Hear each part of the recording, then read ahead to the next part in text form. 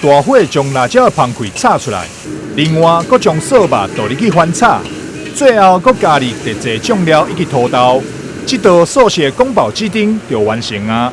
因为现在大多数民众因为烦恼疫情，会尽量减少伫外用餐。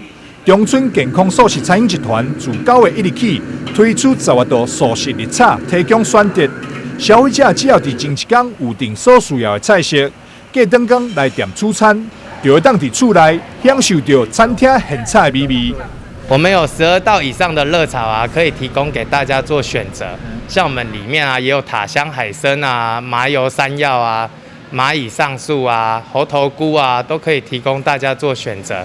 看需要什么啊，到各门市啊，它都可以提供服务。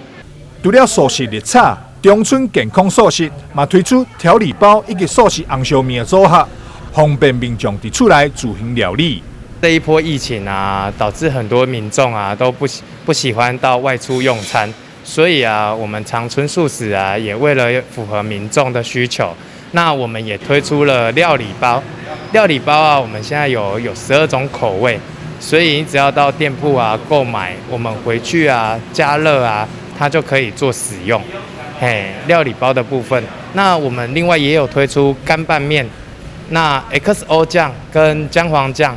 像这些啊，你回去做拌酱拌面啊，直接加热就可以做使用。